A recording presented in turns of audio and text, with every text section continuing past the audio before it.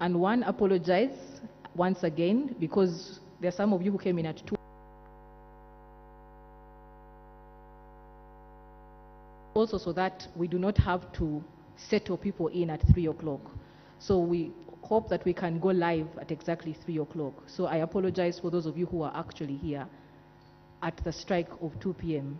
And I hope that you will be here with us till the end. We will not elongate the time. It will end at exactly 5 o'clock. So you shouldn't have any worries to that note. On that note, I would like to once again thank you for making time to be with us. And I'd like to invite Wakib Bunya, who is the team leader at Open Space, to please make his remarks from their side. Thank you.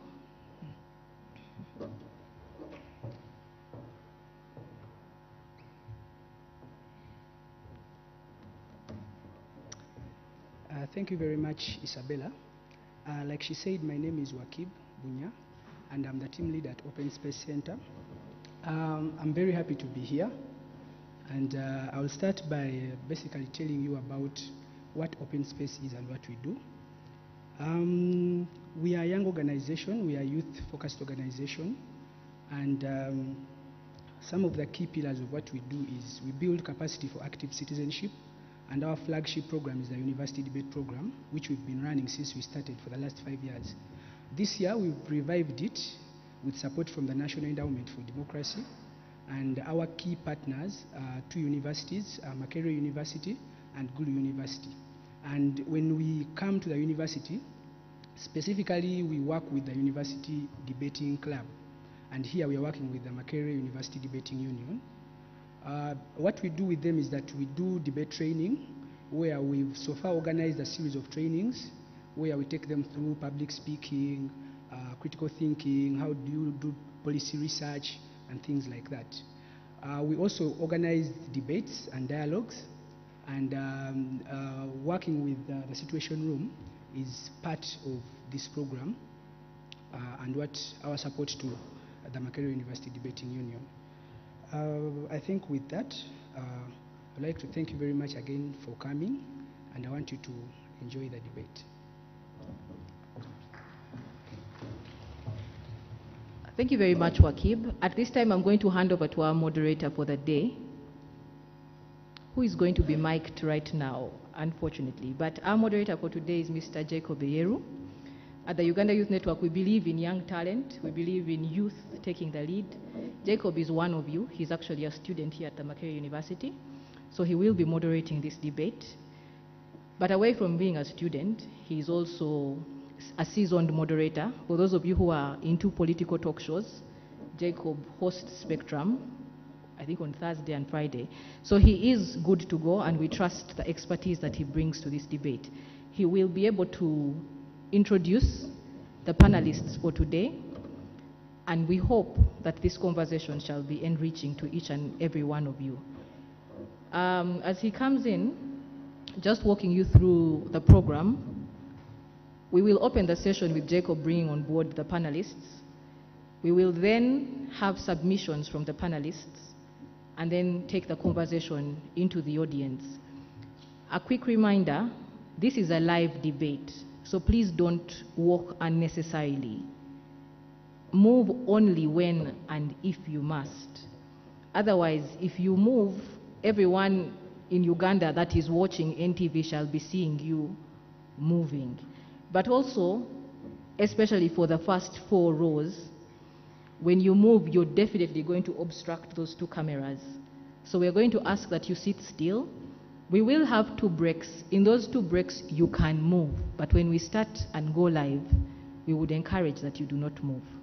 Thank you very much, and we wish you happy deliberations. Jacob is on his way. Thank you.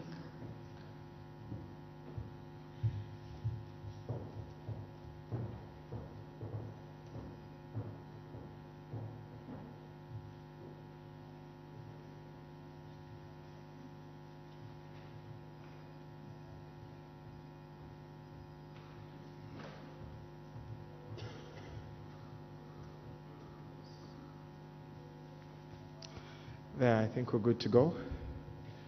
Are we? We're fine. Ladies and gentlemen, you're very welcome to this Situation Room debate. Isabella Akiteng has given us a very good brief on the Situation Room, so I will not do that again. We will be having 3 sessions. The first session will be one where we shall have a brief on the issue of multi-party democracy, and that brief will be by one of the policy formulators of this program. Thereafter, we'll go into a panel discussion where we'll have a panel present their views on some of the questions that arise out of a multi-party dispensation, and will be particular to the case of Uganda. We will then have a session for the audience to interact with the debate, and in that session you will be able to present your own assessment of multi-party democracy and ask any questions to any of the panelists that you might have found relevant in their discussion. Please feel at home. Most of you, I presume, are Makerere students, will be feeling largely at home. This is a live event, I need not remind you, so crossing cameras will not be very good practice. We'll maintain ourselves to sitting in one position while we are on air, and then when we pause for a break, we'll be able to allow you ease yourself if you may, or we'll be able to allow you move about if you want to. Thank you so much. We'll be starting in a few.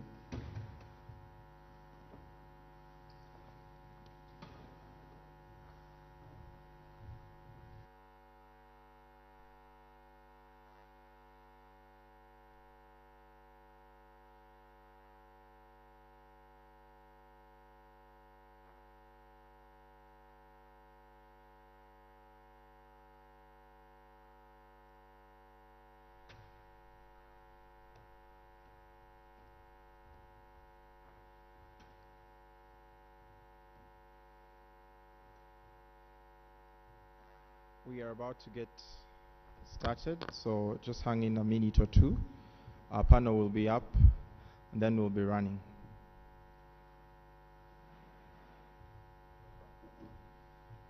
We encourage those that are seated afar off to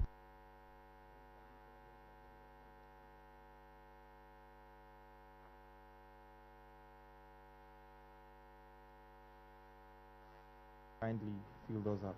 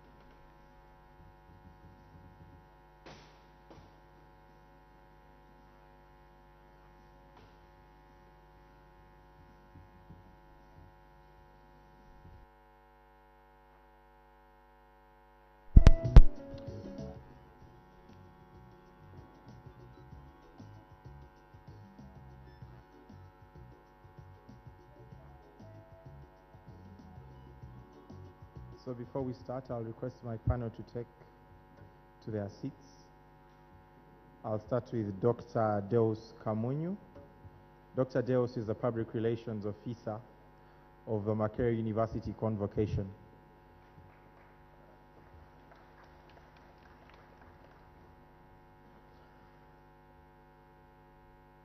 I'll ask that Dr. Frederick Chiseka Ntale takes his seat as our second panelist today.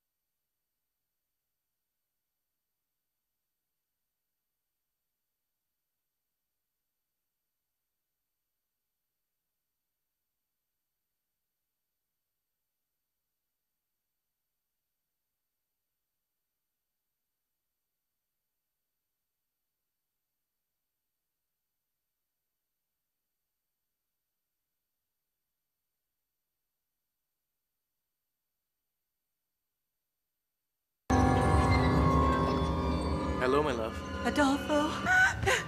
A wealthy and influential family appeared to have it all. Your husband. He was looking for you. What did you tell him? Nothing. Something has happened that has changed things between the two of us. You know that I will always love your brother. But they were rocked by a tragedy when Adolfo, husband of the eldest daughter, Ignacia, died by falling out a window in the family mansion.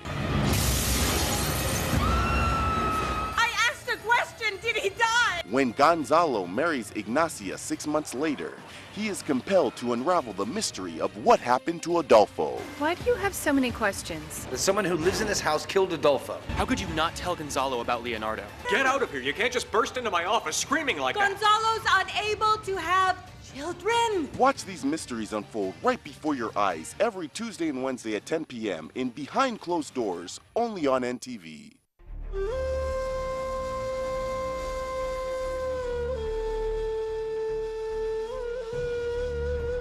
Please help! She escaped. How did that happen? I don't know. Irina just told me. If that girl talks, I swear, you will pay dearly for this. Remember that. There's a human trafficker here, Livia. It's you. What? What is it? What's so funny? A baby was found inside her bag. What? There's only one solution to this. We have to get rid of Morena.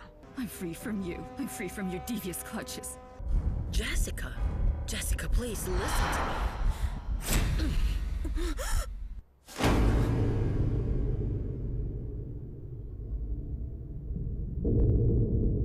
Isa yalagula Yesu ng'alijja mabega we. Akali mu bufunzi. Yesu ne Isa ani yasookawo munne. Isa. Buli lw'otayogera na muntu kutegeera bimukwatako tosobola kumutegeera yenna. Tekisoboka. Era erako yakatugamba nti Abaganda mbwanjala ajja kasukira eggumba gyegenda. Kale akagamba ako kano. Obote. Wateekwa okubaawo eddoboozi abantu lye bakozesa. Eddoboozi abantu lye bakozesa okutuusa okunnyonnyola kwabwe okutegeerekeka okutangaza bye bakwatako. Conqueror of the British Empire. Naye nga Wakamu bimuyita, Wakamu amuyitanga mutya? Big Daddy. Big Daddy. Kuwuliriza, kufumiitiriza, kukola, kwogera. Bina. Tuwaye. Bwe yamala okutuula ngenda okutunulira mu kibatu kyange kino kye ntaddeko bwendi nga muvaamu ebiwuka by'ensolosozi. Ebimu byewuunyisa, binakuwaza, ebirala bikyusa obulamu. Omuntu atasomye atya n'okuyingira ofiisi naye ng'omanyi nti nina omukyala n'abaana awaka nakinkola nina ne bizinesi naye ntya n'okuyingira ofiisi eno okwennyonnyolako. Eddoboozi lye njogerako. Tuwaye.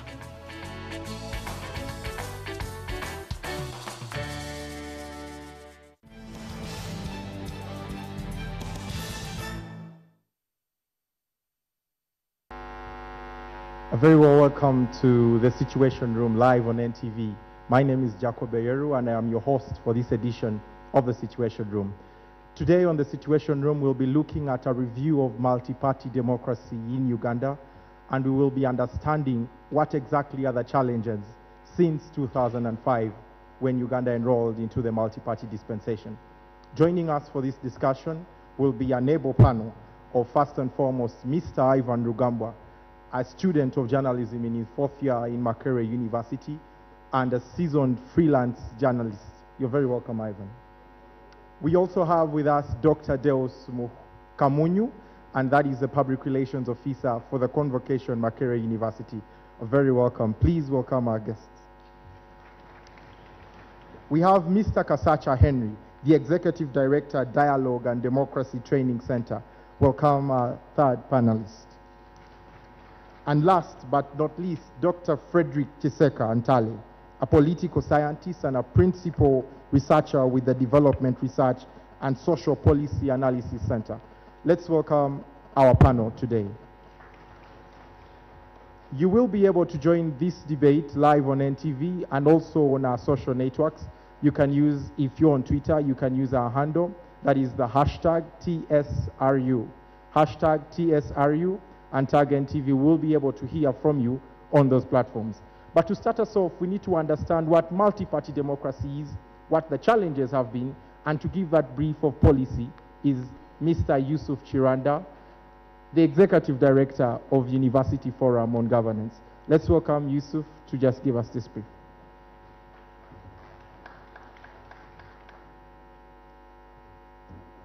Thank you very much, Jacobo.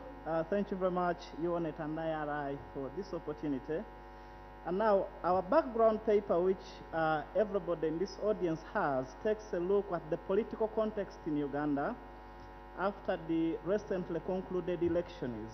We particularly look at the Sheke Foundation against which multi-party democracy was introduced in this country, and we analyze exactly how that has been shaping the dynamics, where we continue to have significantly weak opposition political parties with very limited capacity to compete against the National Resistance Movement, which is the dominant political organization and which continues to enjoy very strong privileges, including its fusion with the state apparatus. Now, the question we were exploring in this policy paper is how exactly do you engender political reforms in a context like what we have in Uganda now?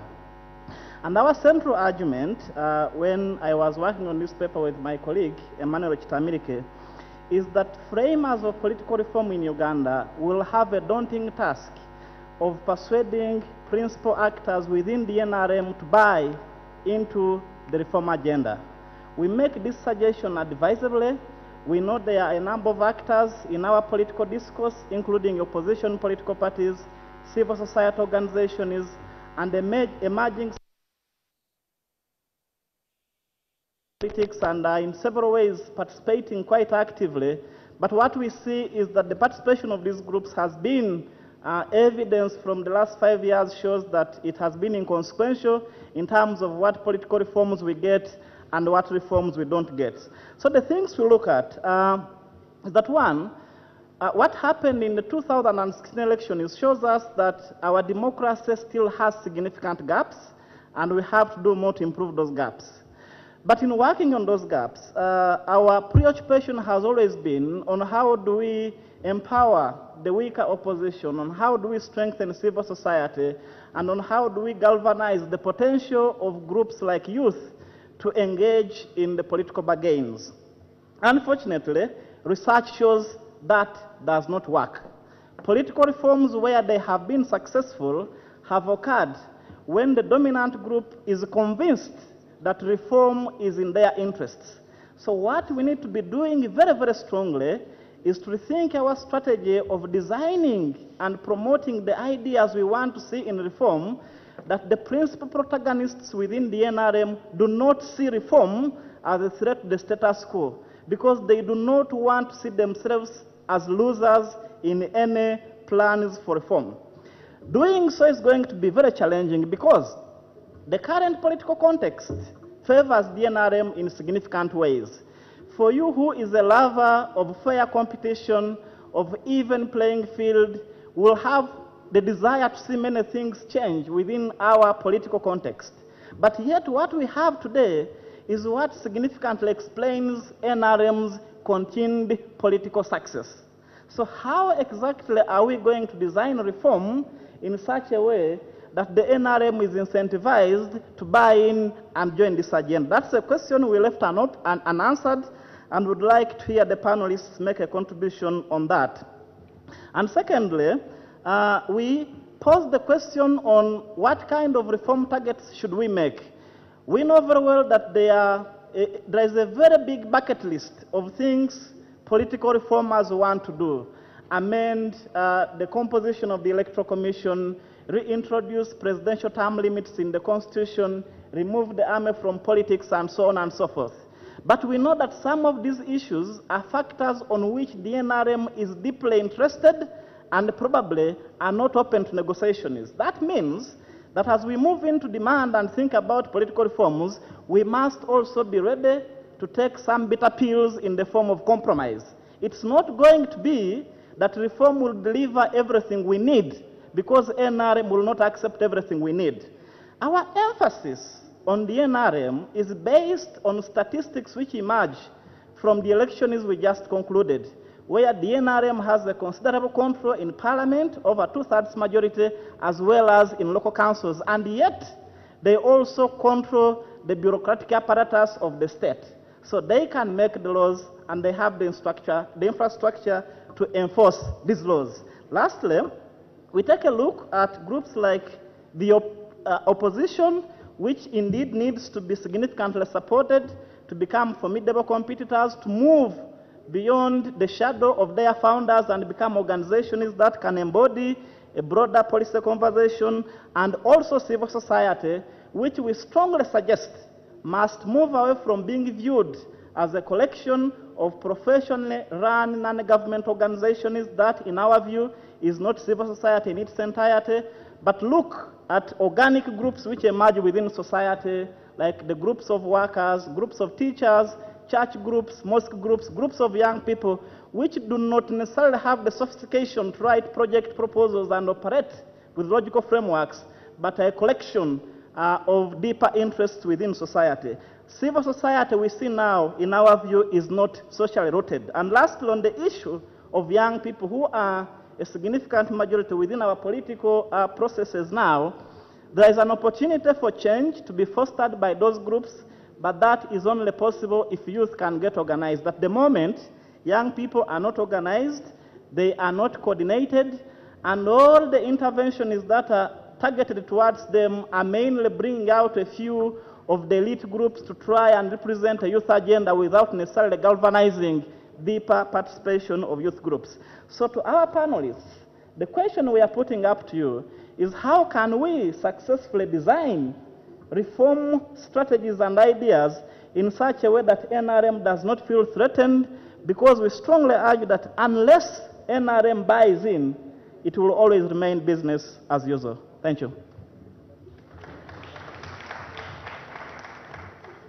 Thank you so much, Yusuf. That was a brief into what we will be discussing today.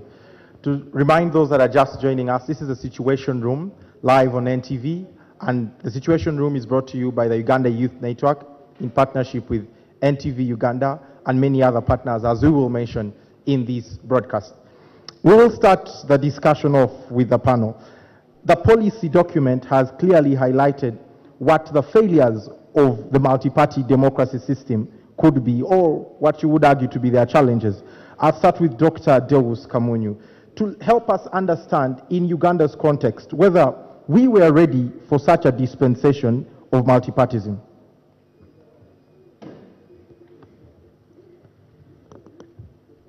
Good afternoon, ladies and gentlemen.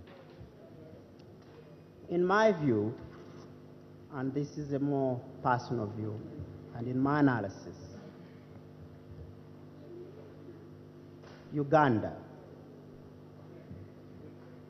failed at state formation stage. The principles of state formation were never our guideline.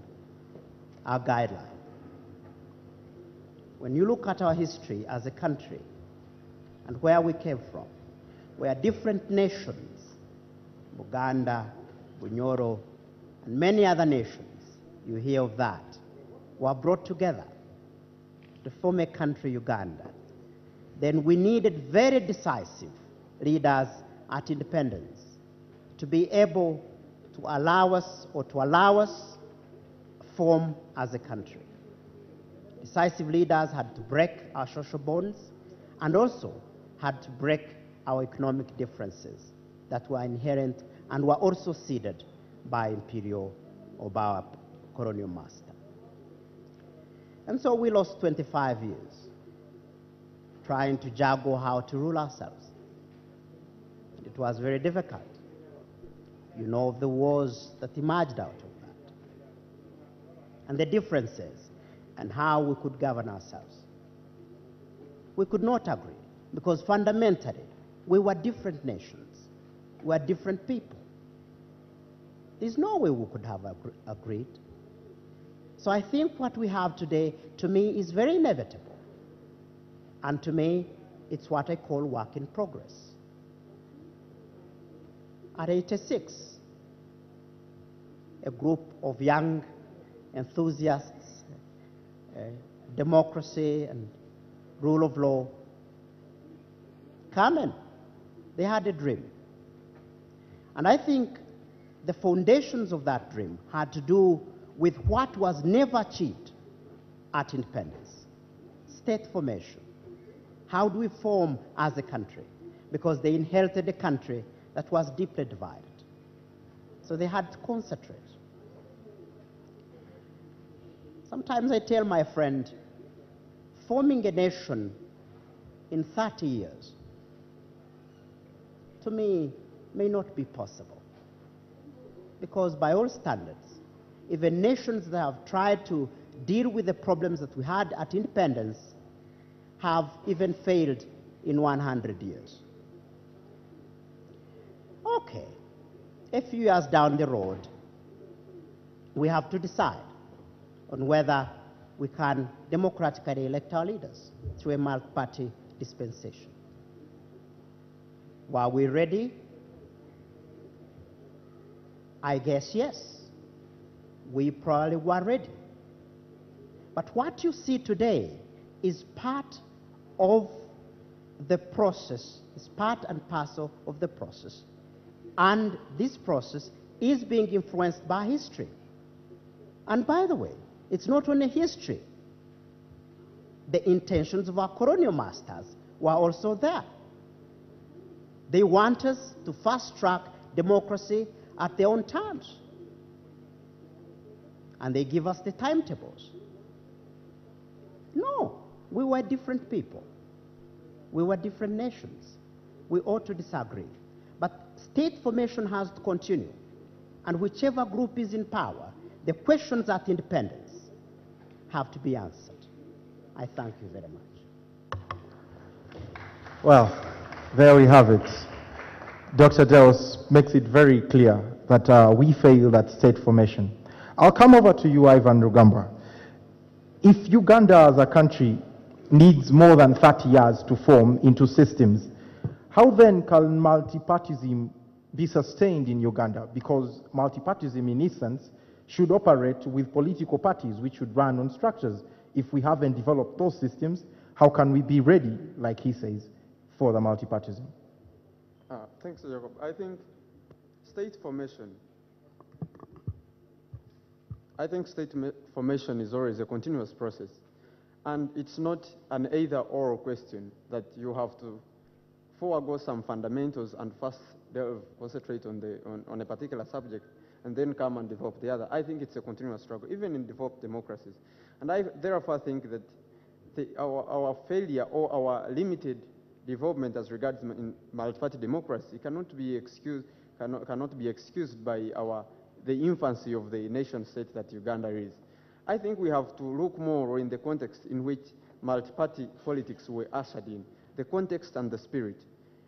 At the time in 2005, when the referendum was held to usher in multi-party politics, you had two decades of no political activity as regards the other political parties. When the NRM came into power in 1986, it came under the movement system of governance.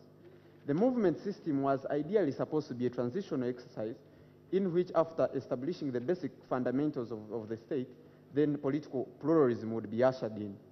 Instead, in 1995, in the Constituent Assembly, what did happen was that the movement, which was supposed to be a transitional exercise, was then imprinted in the Constitution as an alternative system of governance to political pluralism. And therefore, in 2005, when political space was finally opened, you had 2 decades lost for political parties. Parties like DP, like UPC, that had previously held state power or were very active, had lost the institutional and mobilizational infrastructure in the 2 decades. But also, they started off from a very disadvantaged position. But you also have to look into how the spirit in which it was given. You must not lose the fact that political pluralism was given as a trade-off for lifting of presidential terms, of presidential term limits. Therefore, the conviction of the state managers of the day was not, they did not have fundamental belief in the need for political pluralism, but it was a trade-off to achieve a particular goal.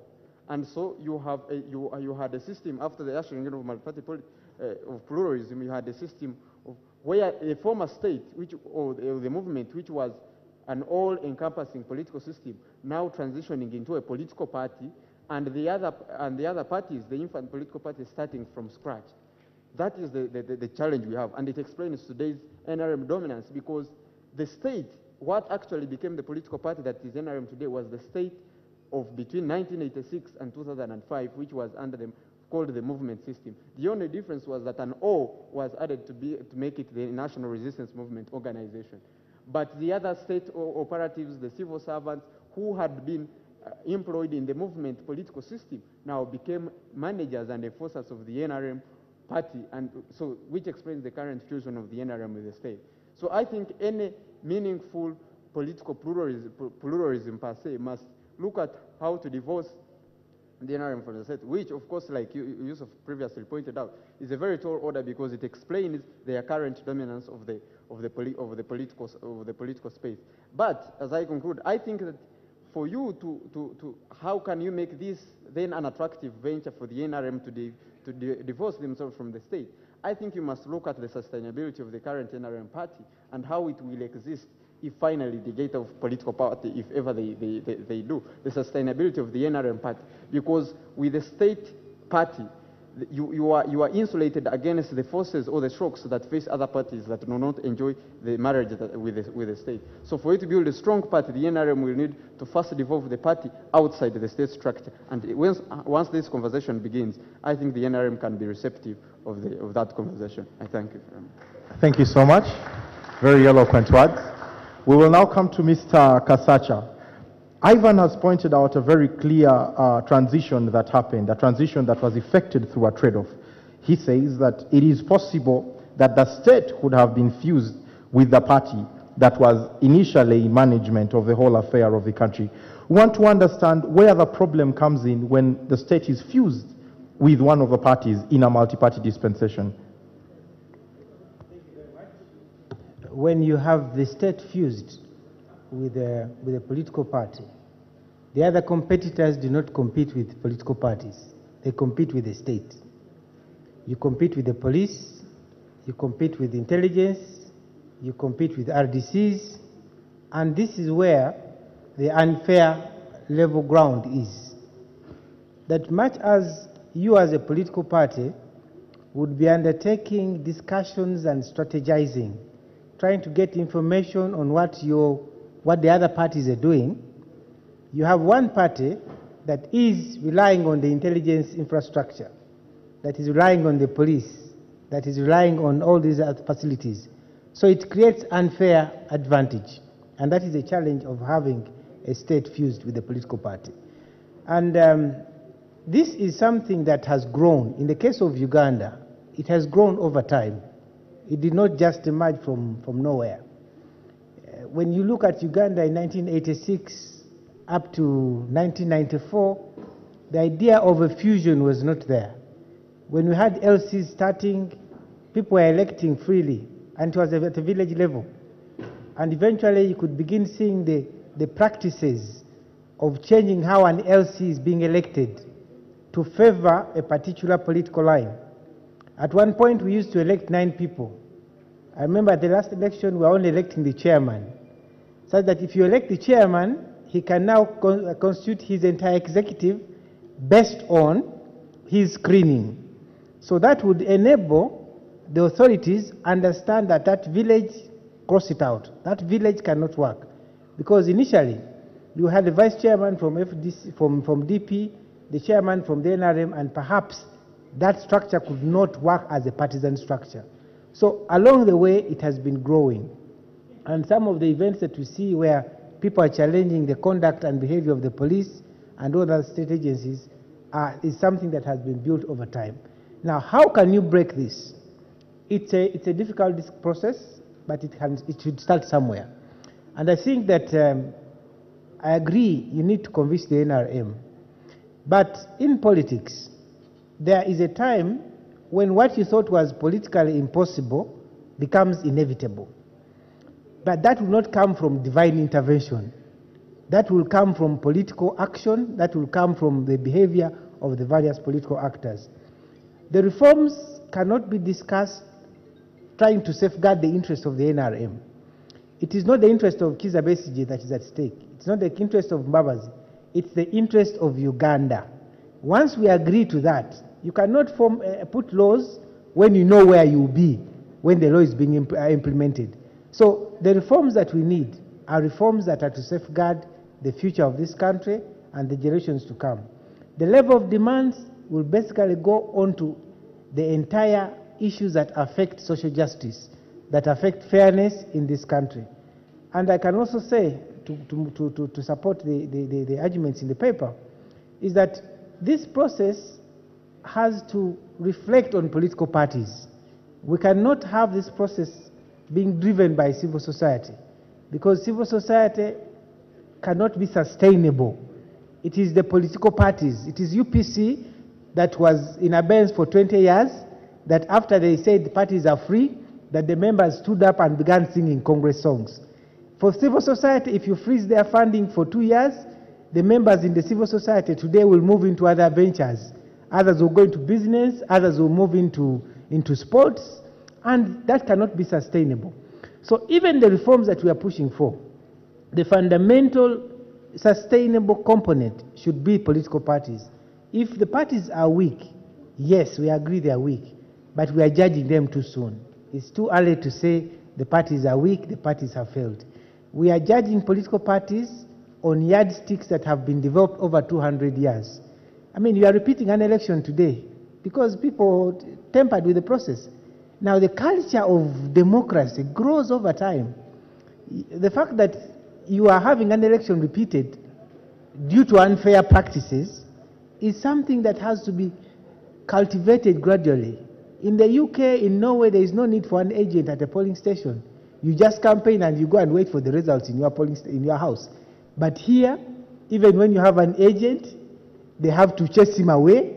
People have to fight, which means the culture of democracy is something that we have to grow gradually. Thank you. Thank you. Dr. Chiseka, Henry here says we have had a harsh judgment on timing for multipartism. But one would say that we also had that very same for the single-party system, the movement system, 10 years, and we are already moving away. We are now 10 years into multipartism, and we have not yet thought about moving away. Juxtaposing these two positions, do we actually think that we are judging in time for what would have worked for this country? Did we judge out of time to bring in the multipartism?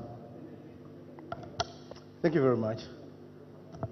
I think the principal question you highlight here is the principal answer to why multi-party democracy in Uganda is the way it is. Let us try to historicize this. My colleague looked at the question of democracy in Uganda vis-à-vis the question of state formation. And I agree with him. But I also need to highlight that state formation is about building process. It goes over time. Some states mature faster. Other states take longer to mature. Other states mature and become young again. Libya is a case in point. Somalia. Maybe Uganda, again, to point out. Now, highlighting the point you put across is that the need to historicize this will help us to try and locate it in our own history of state formation brought forward. Let us look at post-independence Uganda and look at the route towards independence. Let us look at the UNC. We look at UPC, which finally came out of UNC. We look at the Democratic Party. We look at the CP and a collection of other parties. The collection of these parties highlight two principal points, which I'll elucidate further. The two principal points are political parties are constituted on the foundation of social capital. What does it mean? It means that a political party must be founded on the question of trust, on the question of togetherness, and the question of common ideal. That's why, as you commonly hear, we use the word party ideology. But we use that term in our present annotation. We use it loosely, or sometimes we use it rightly wrong, or sometimes we use it when we don't know what we are referring to. DP, its ideology was capitalist, possession of property.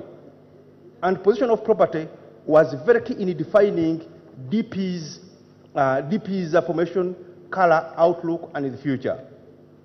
Membership, UPC, peasant, communitarian, egalitarian, we are all equal, etc. Altogether. CP, conservatism.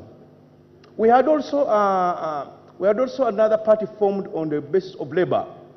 So, labor, capital, communitarianism form the major important ideological predispositions on which parties are founded.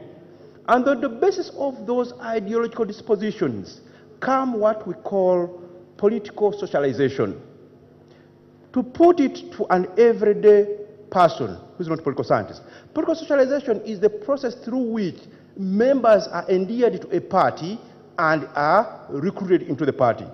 And that is the major function of any political party. And because of that, we saw that DP, UPC, CP became strong parties. UPC became strong, not necessarily because it was aligned to the state, no, because it had a strong foundation of political socialization and a strong ideological foundation. That is very key. Contrast it with today.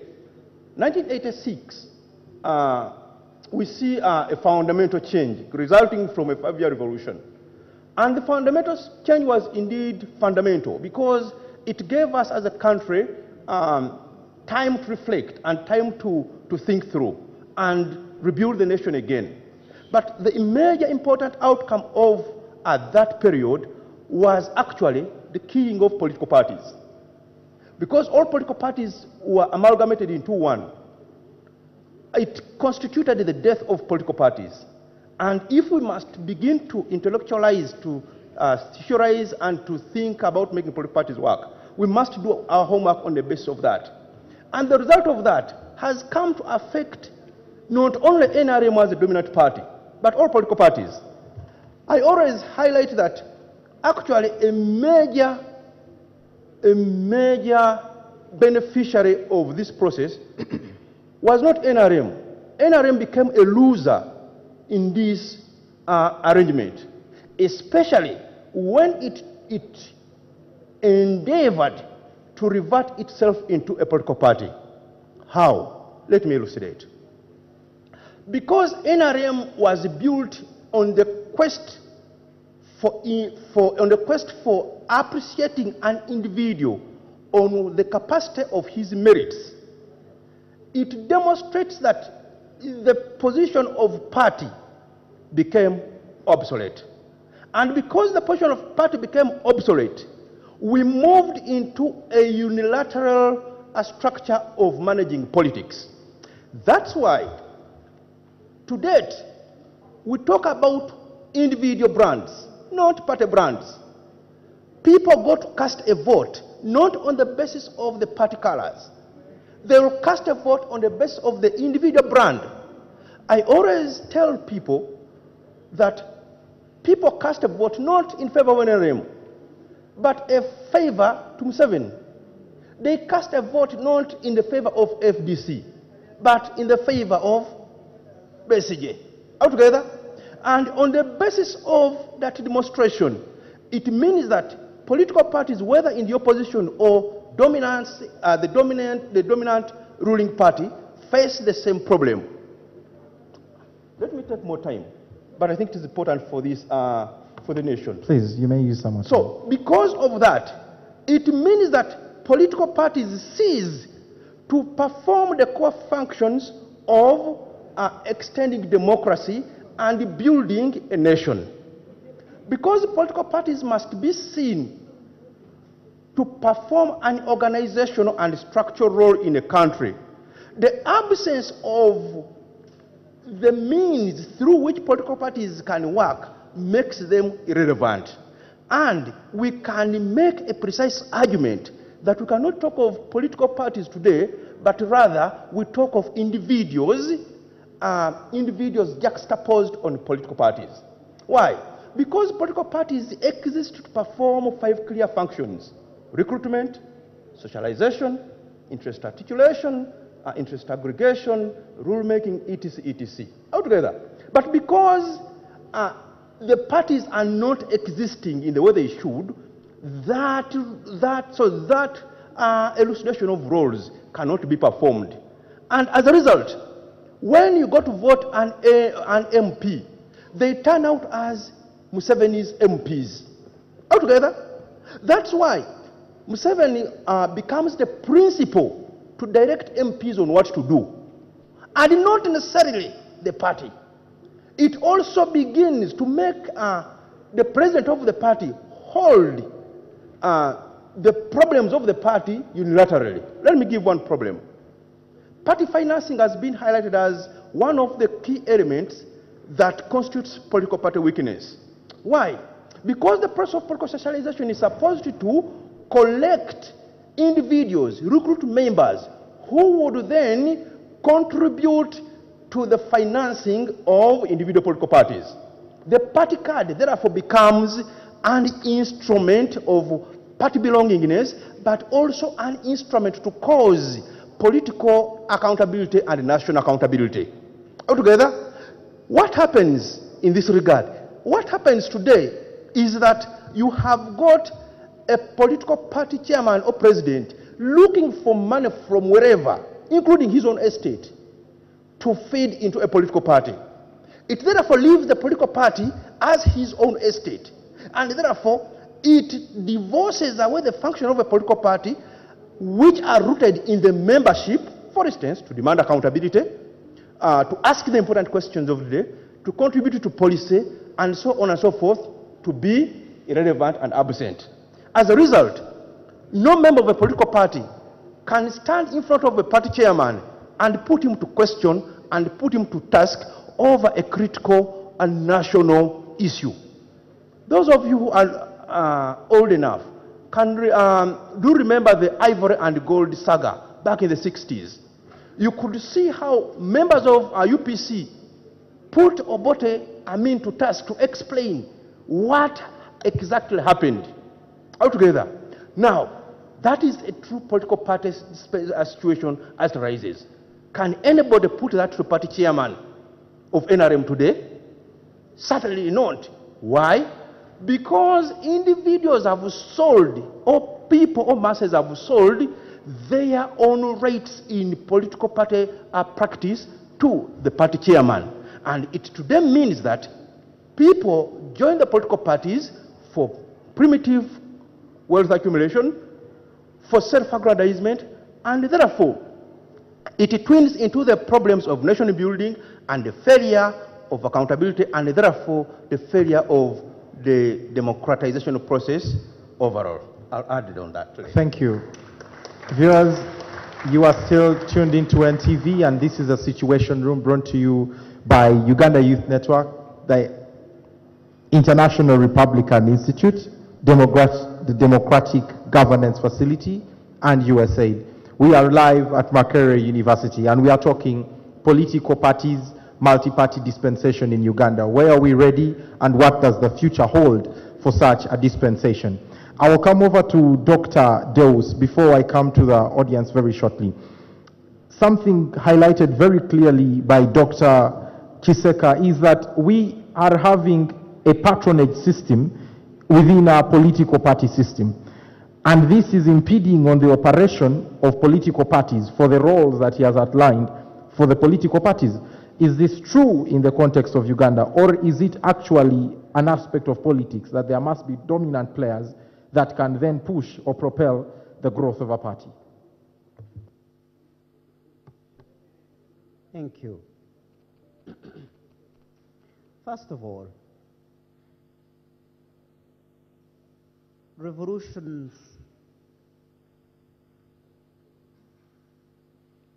for revolutions to turn into evolution, there must be at some point, the revolution, beginning of revolution, an iconic leader. And this happens everywhere in the world. In South Africa, we have Mandela. In Tanzania, we have Mwalimu Nyerere. And at some point, Nyerere was the Republic of Tanzania, at some point. And that's why I'm saying it's a process. And I thank God sometimes, because we can freely debate these things, meaning they're about change for your own good. They may not change completely for the way you want, but they will change for our own good. And because of that, I see consensus beginning to build, either outside NRM or inside NRM. Inside NRM, consensus is being built around how to take care of the dissenting views outside NRM. And outside NRM, they are building consensus on how to take care of NRM issues also. Thank God for that. I see things about to change. I see consensus being built. I see average persons, not extremists, taking on and beginning to agree. And that's why sometimes I think young people should take on that and begin to politic rather than getting extreme on mere narratives, not national formation pillars. So I think, to me, the idea that the chairman, which is true, over time, the iconic leader becomes one with the party and becomes one with the nation. But as debates begin to emerge, like we have here, like we have the opposition parties, they may be weak. A nation begins to change. So you have a role to play here, to either keep what you have and continue debating until things change, or to burn your own country and you go back to zero. I thank you. Very good assessment of the times and the role of young people. But this role needs to be understood further by our audience and our viewers in whether it is actually having enough space to play its own part in the development of political parties. And to understand that, I'll come back to you, Mr. Kasacha. Whether young people then can have an influential part in the development of their political parties, and whether that space is allowed them, given the consensus nature at the top being a challenge itself. Thank you. I think young people have a role to play, and young people have played roles in this country. The independence of this country, the agitators were young people. They were not old people. This NRM we see here, these guys left lecture rooms and they even never waited for their results. And they went to the bush to fight. The fundamental thing, and there were ministers at 27. I'm sure there are people who are 27 here and 28, 24. Salim Saleh was army commander, I'm told, at 26. He was in charge of the Ugandan army as a young person. So there is nothing that can tell you young people cannot. And I think one of the reasons why we have had a youth movement in this country to reorganize the youth councils, the National Student Association, is because these were socializing structures for young people. In the 60s, many of these youth organizations and students were the recruiting base for political leaders. All these people who were in government were once either guild presidents or ministers, or they were chairperson of halls. And we are just having a crisis that when you scan the political system, you don't see any guild president. You see 1, 2, 3, yet you have a guild president and a cabinet for the last so many years. Where are all these leaders going, disappearing in the political system? So I think the fundamental entry point for young people is the political orientation and socialization. We must get values on which to engage. Otherwise, our energy will be wasted in a very destructive way. If young people turned up to vote, nobody could stop them. But if they have no value on which they stand, and that is the biggest challenge we have, that over time we have lost the political orientation and socialization. Many people do not know about, they don't hold any values. Now, leadership is about having values and running on those values. The people we are seeing today, whom we call the old people, started as young people. They were youths, they developed values, and they have moved into that kind of line.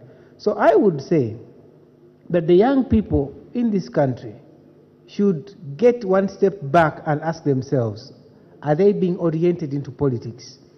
You are 23 and you go into parliament. You are lucky you have one term and the second term. You have lost a career path, you have not got any values, but you are just being exposed to money.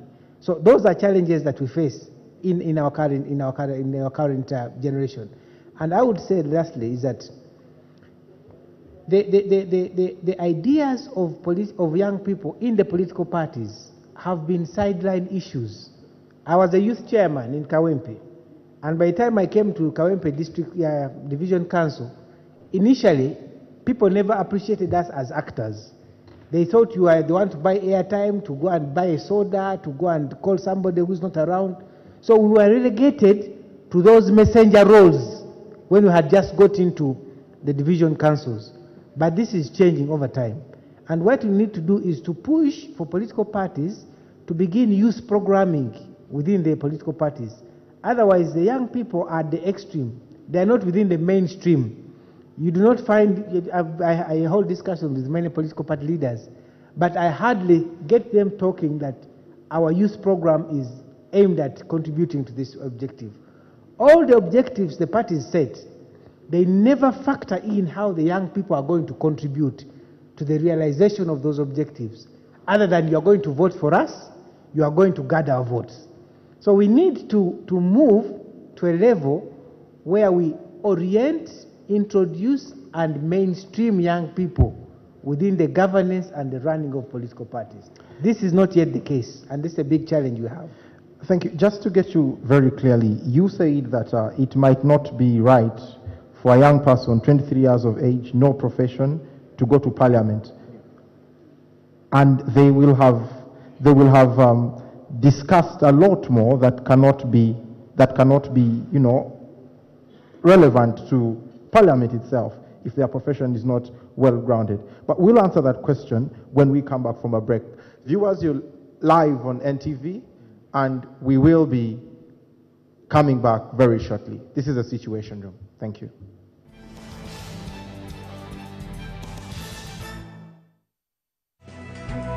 News updates brought to you by Sadolin, color your world.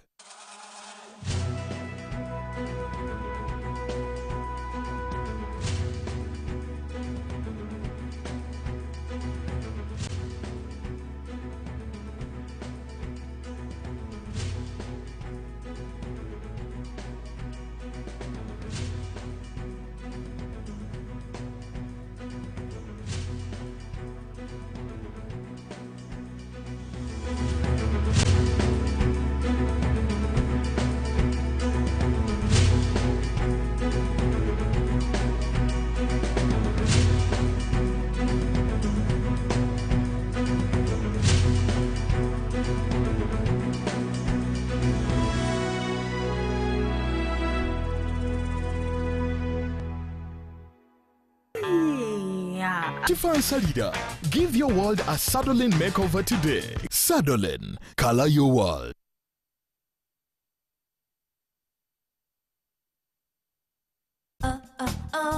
Your wedding weekend is finally here. Here's your Radiant Style tip.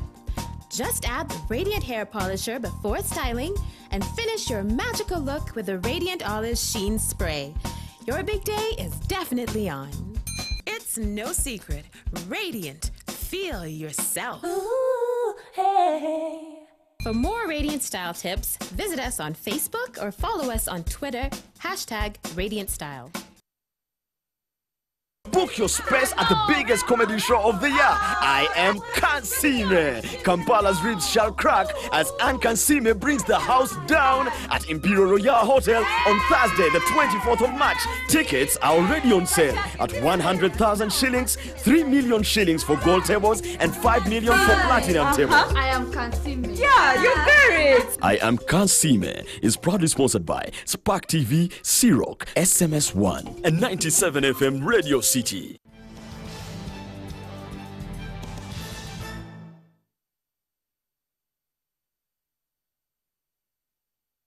We are live on NTV and at Makerere University. This is a Situation Room brought to you by the Uganda Youth Network, the Democratic Governance Facility, the International Republican Institute, and other partners, that is USAID. Today on the Situation Room, we are discussing the aspect of multi-party democracy and whether Uganda was ready and what the future holds for such a dispensation in Uganda.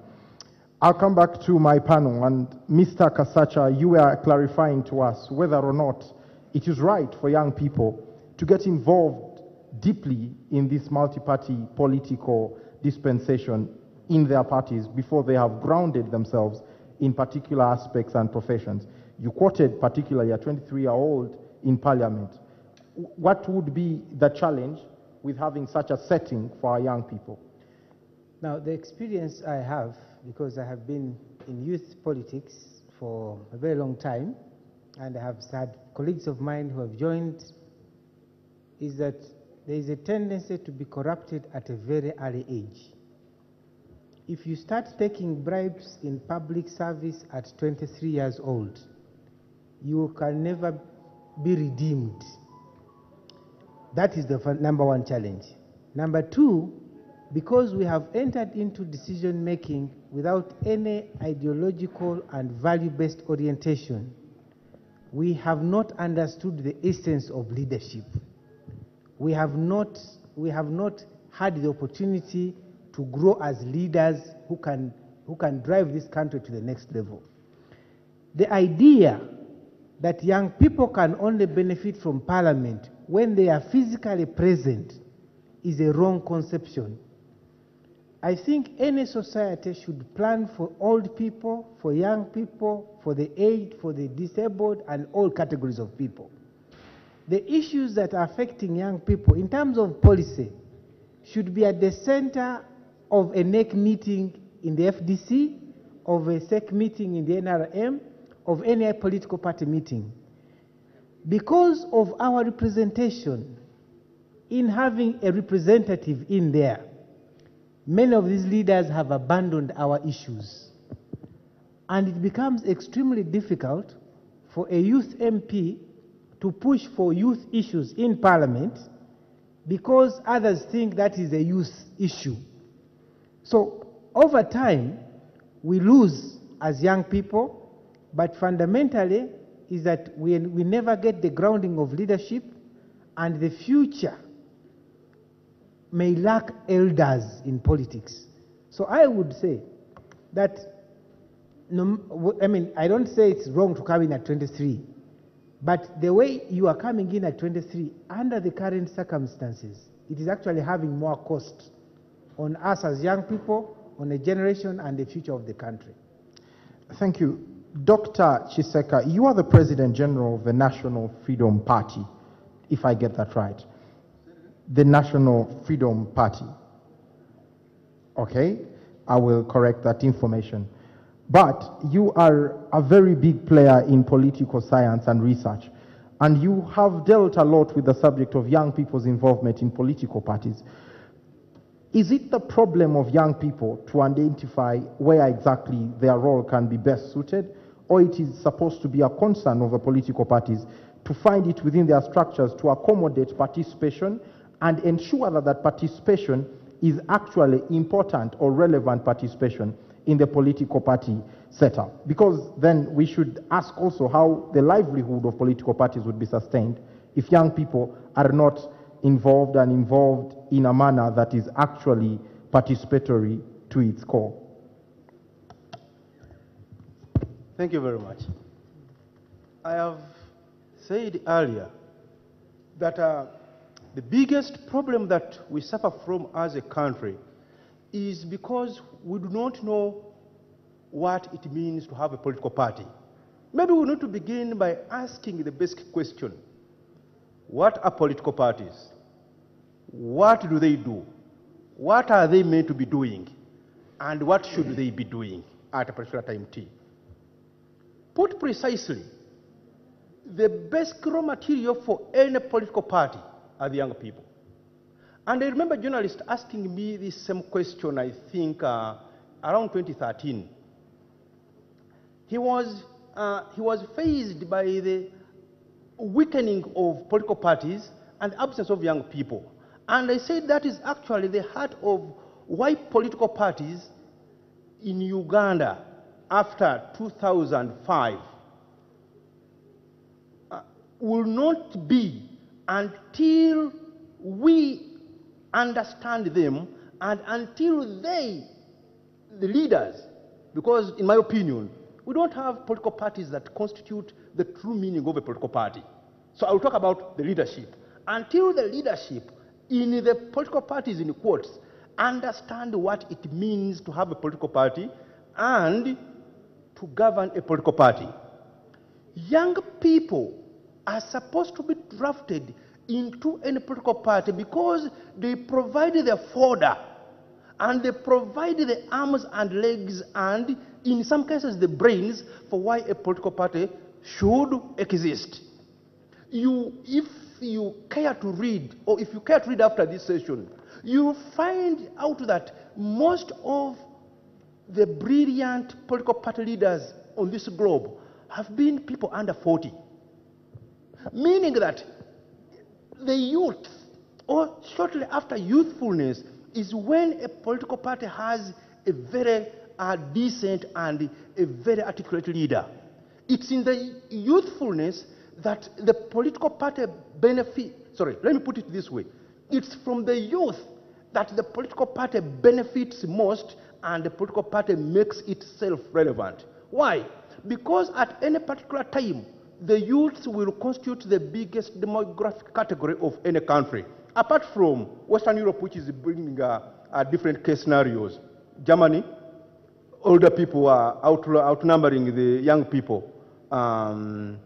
Somewhere in Scotland, some parts of Netherlands, but it is very common to find that the youth constitute the major demographic category of any country. Maybe I should just clarify that in Uganda, it was 42% of the entire voting population of 15.2 million. And so that is not exactly the majority. Well, depending on where you come from, I still find it the majority. Because if you have youth who can be able to till the land, work in the bank, sell the coffee, market the maize, that means that the youth also are a very big contributor of income in a political party. Those numbers matter to any political party. NRM would by far have been the richest party if its 9 million plus members are. And I believe that 70% of those members are youths. Altogether, if we translated all of those 9 million into real income, NRM would build its 27-tower building overnight. Altogether, but why does NRM find it problematic to build its 27 towers? Because it's basing its income on a very slim demographic category of its people. The capitalist class talk about it. Okay. But when you put it, it's very small. Yet a demographic category of youth giving you just 1,000 individual out of obligation of a youth political party member would generate a lot of income. But it doesn't exist, and it is because political parties do not see value in the youth outside being youth vigilantes. Thank you. I will now turn to my audience, and I'll start from members whose hands are on my extreme right. Someone should just help me move that microphone around. You will tell us your name and your brief comment. I'll start from those at the back, then we'll come to the fore and be able to move. So I'll start from the gentleman at the back. Please keep it very brief. Your name and your comment or question. Thank you very much, NTV, plus the stakeholders involved in this. My name is Mwidu Eddie, a student of urban planning, year 3. My comment as far as Mr. Chiseka's comments on youth is simple. I think that the scrapping of political subjects by government plus the declining spirit of debating in the high school level is to contribute to the poor turnout or turnover of youths in terms of politics. I think that as long as government continues to elevate science subjects ahead of fire of arts subjects, then we shall be producing half-baked youths in terms of politics, and indeed most youths will be shunning those politically leaning subjects that form the arts sector. Thank you. Perhaps we should just get it very clearly. Are you saying that science students, therefore, are not very well groomed politically? Just a brief answer. Putting words in my mouth, I will not accept that. I'm saying that we need to appreciate all the subjects, all right, and that will be very good. Thank you. Let's have the view of our next person, just right in front of you. Is it a good evening for everyone? It's a good day. Mine is just a brief comment anyway, but I doubt whether we have political parties. If we have, then we have to think about how they came. Others came through trick alliance, others through defiance, others through hunger and rejection. So all this raises concern if you draw back and think about how they came about. I think one mistake, if I'm not mistaken, that the organizers have made, we don't see any political party being represented here, and I doubt how this thing will reach them. Even if through a TV, that is still not impactful. Anyway, I'm by the name of Uni Steven. I'm a student of Bachelor of Arts in Ethics and Human Rights, and it's one of the courses that I think are being politically phased out. Thank you, Stephen. Yeah, my contribution is... very briefly. What would contribute towards political development of the various political parties? As you would think, I don't think there's any single day that all political parties with all their constituents, the youth, the women have been brought here, right here to Makerere to debate various issues, or at any venue in Uganda. I've never seen that in my life. So I don't know what the contributors of this conference or whatever will do to ensure at least we have a platform, even if not at a national level, but at least a platform where we can bring all political parties on board, they argue on issues, and I think at the end of the day we shall register something. Thank you very much. Thank you. Just to clarify, we actually have representation from political parties, and we have Professor Dr. Joseph Herman Semuju. If you could just wave. That's the President General of the National Freedom Party. Thank you. So we are in order. I'll move to the middle section. We'll come from the back to the fore. Let's have a gentleman right in the middle. This gentleman. Thank you very much. I'm Johanna Mike, a second-year psychology student. This question goes to Mr. Rugambwa Ivan. Yeah, as they say that most political parties in Uganda are individually, like based on individuals. Like when you say Museveni, NLM that clearly indicates Museveni. Then to me, political parties are losing ground in Uganda. And if they are losing ground, what do you think is our hope of democracy out of political parties? Thank you very much. Thank you. If we can keep it that brief, I would be most appreciative. We'll move to the gentleman in the court, right in front of him. Thank you so much. Hello, everybody. My name is Omalinga Simon Peter. I am a politician all the way from Kumi in Teso sub-region. I would want to thank the panelists for your contribution to this very important debate. And I would request that the moderator, you allow me use 2 minutes to make these comments. My brothers noted that, you know, we are still a young country, a young democracy. And this talk has gone on and on, that we are young, that's why we can't do things right. For heaven's sake, we are not young. We are over 50 years of independence. And we started struggling for this independence, for this freedom, for this democracy, for our rights, way back, even before 1962. We all note this. Because different communities used to struggle against these colonialists. They were fighting to assert their rights, to assert their freedom. So why are we still buying this debate that we are still a young democracy? Let me tell you, ladies and gentlemen, people who are saying we are still a young country, we cannot do things right, are people who want to manipulate us to their advantage. And as Ugandans, we must rise to reject this and believe that we are an old country, we can do things right. Thank you. My second comment. No, we will not have a second comment because Okay, of the thank you. interest of time. Thank you. I will take the gentleman at the back, then I'll come to the front row. I'll take the gentleman at the back.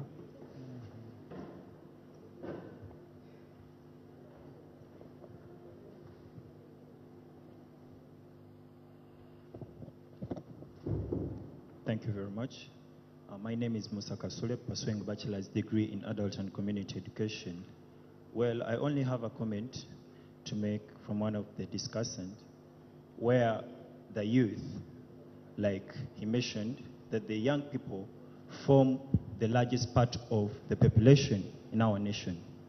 So my idea is that as youth, we really need people who can take a lead, show us a way that they need to awaken the young people from wherever they are, that they have to serve their nation. Citizenship comes with responsibility. That at any given point, when you're a citizen in any nation, you must at one point in time try to give back to your nation. But how are we going to do this? The youth need to know that the future generation lies in their hands at the moment. And in that way, they really need to come and actively participate in the politics of Uganda. Thank you. Thank you very much. We'll move to the lady at the front. Thank you very much. My name is Sandra Hamia. I'm a student of law at Makerere University. My comment this evening is one. From the brief that we got at the start was that we have to find a way of bargaining with the NRM. What is the NRM that we, the Ugandans, who the Constitution gives the power, have to bargain with? How do we start bargaining with the NRM? For crying out loud, it is a party that came into existence in '86, and it was actually brought into existence by young people, people of my age. I have that energy, my friends. I do not have to bargain with the oppressor. That is one. And two, I have to tell you that as Ugandans, we do not have a vision as a country. Maybe there was Vision 2040, but people did not understand Vision 2040. You see, it died out. We are born, we are there, we're just trying to figure out our way. We do not know what exactly we stand for as Ugandans. There is nothing like a language that puts us together. There is nothing like a culture that puts us together. We are just divided. We are not a nation. At that, we are not yet a nation. A whole nation that has something that it believes in and it is trying to work for. And that is why you have to see the divisions. And that is why here in the multi-party dispensation, we're still divided alongside different political parties.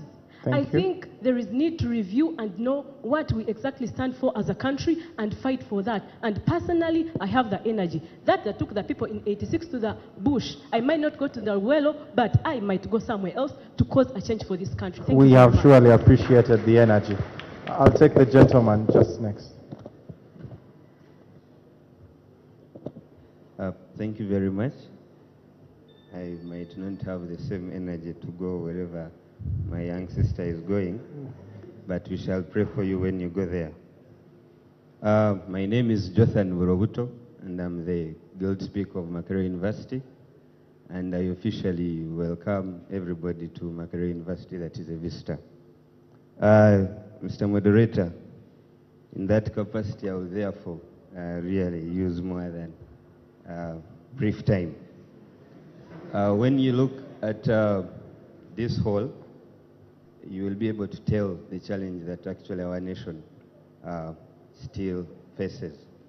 Situation room, I think this is a communication that came in about 2 days ago, but Makerere University, which is known to be all supposed to be a center of intellectualism, political discourse, political debate, but you find that this is the kind of attendance we have. It must raise questions and it must raise concerns to all that care about our nation and care about our time. I want to thank the sponsors for this event today. Please get your comment. I want to thank the Makerere Debating Union for lobbying this kind of arrangement. Now, my comment is this. As a young people, we must start realizing that many of our national leaders that most of us look up to have become selfish in nature and even in aspirations. The nation right now is in a certain uncertainty about where it's heading because of just two individuals. And every other day when I meet a person of my age, I tell them that, brother, sister, we must understand that it is time for our generational cause. We must start looking out for our own interests. And if possible, we must therefore ignore these current political parties and form perhaps a pressure group as the young people and aspire and redirect the direction of this nation. I want to send out just one request to perhaps the sponsors of today. We have reached out with so many colleagues to many organizations to help out Makerere University rebrand itself in terms of encouraging this kind of discourses. Long time ago, every Friday at Makerere University, there used to be a discussion where lecturers and students and other experts out there would converge in the same hall and have discourses on the environment and the situation in the country. We call upon all stakeholders that can help us re-achieve that. Reach out to the Guild Speaker, Makerere University. Thank you. I'll be glad. Thank you very much. Thank you. I'll encourage ladies to have their hands up as well. So I'll move to the lady on this side. Then I will be able to return. I appreciate your patience. Thank you very much for the time given. Hope Dina, third-year student, pursuing bachelor's degree in social sciences. My comment is I would love to start with the words of Randall Collins, that's American sociologist. He says that for a quasi group to develop into interest group, they have to be emotionally motivated. So I'm asking myself, if the youth are supposed to have the pressure group, the socialization where they contribute ideas, are they emotionally motivated? Do they have similar interests? Because if you look at the youth of Uganda, they are divided. There are others under NRM, FDC, and all that. And then about socialization, whereby recruitment takes place, sharing of ideas come in, and some of the ideas can come through music. And I remember very well, our own artist produced a song, and it was not playing. I had it over BBC, I've forgotten the date. It was not playing, it was blocked out. It means the situation we are in right now, there is high spy network. So for that matter, it means that the youth cannot do anything unless we rise into conflict. Thank you. Let me simply understand. What do you mean by rise into conflict? Okay, rising into conflict means that the youth really not need to sit down and organize themselves. They need to rise up at one morning and overthrow the government. Thank you. Thank you. We will listen to Professor Joseph Hammer now.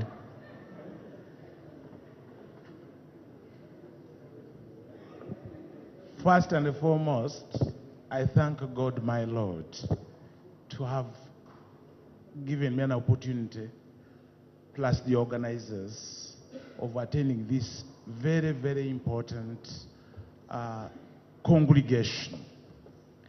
We have looked and we have discussed about quite a number of things, but I will actually start with our youth. Should youth join politics? The answer is yes, because youth are good leaders of today and they are better leaders of tomorrow, so they should join. The second issue is about political parties.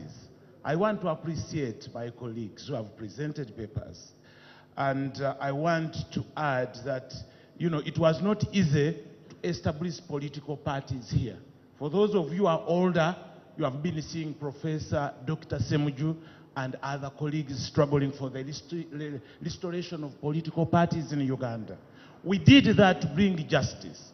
I would want to cite as an example a bus on Makerere Road. If the bus is one, there is no democracy. There cannot be democracy in a one-party political state.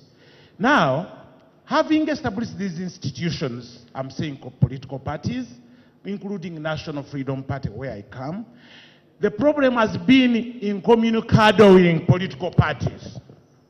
They put them in prison.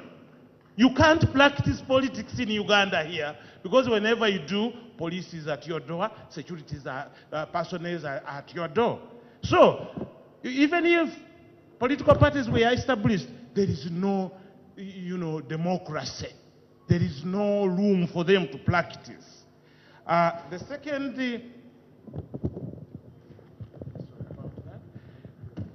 second matter is of the system and the form of governance. For example, we have a system of governance which is multipartism. But we do not regulate the form. We have argued and argued for 30 years about the establishment of the federal system of governance. It has not been done. So if it had been done, we would have had a very, very big difference. Thank you, Professor. I need to cut you there and give another person an opportunity to voice their opinion. Thank you so much. Your views are well represented. Thank you. I will move to the extreme back. Is a gentleman in glasses. We'll be able to comb through so everyone can have an opportunity to say something. Thank you very much. Kenneth Chigumba is my name. I'm an electrical engineer and Ugandan. For me, I need to bring back the debate to something I consider very simple. You see, the creation of the political space is supposed to guide us to develop the economic sector so that at the end of the day, every Ugandan benefits from the natural resources of the country as a basic. Whether you break it down to multipartism or whatever form of system of governance of appointment or arrival of the political space, at the end of the day, the ultimate objective is to be able to free up that economic space so that every Ugandan should be able to enjoy what Uganda is naturally endowed or provided for by God. Now, what beats my understanding is the country that is richly endowed like Uganda, you're still finding the political space dominated by selfishness and motives which are individualistic.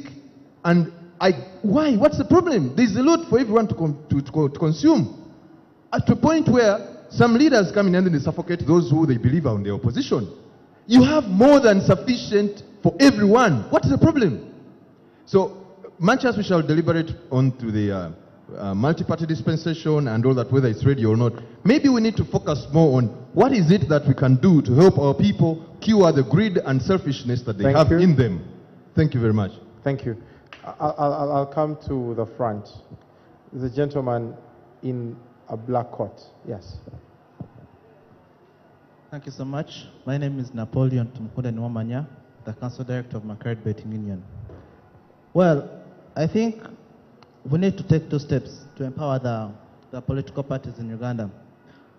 As Ugandans, we are at a high advantage of having all these political ideologies flowing in our country. But they are suppressed by, one, the state using state institutions for political gains. For example, UBC, a station that is supposed to be totally independent, but even its color on this logo is yellow. The national leadership at Chankwanzi, whereby even its signpost is yellow instead of it being black, yellow, red. So I think we need to first advocate and push for a transition from state to more independent political party institutions and state institutions. Thank you so much. Thank you. Let's have the gentleman whose hand is highest up the back, yes. Thank you. I'm James Sabri. Just as he continues, I encourage ladies to please opine in this arrangement. Mine is just a question to Dr. Kiseka. I want you to link poverty and multi-party politics in Uganda, commercialization of politics to youth in Uganda. Then in Kasak, you say that younger people should shine away from politics. Is that visible? Where are we going? If you want them to shine away from politics because of the corruption which is there, I want you also to comment on that, so to give a way forward so that the younger people can also play a very big role in the political parties. Thank you. Sorry for this. Doctor. No, we cannot have all the time we want. Yes, I'll have the gentleman at the front. On that row you're on, that gentleman. The one at the back, just behind him. Yes, that one.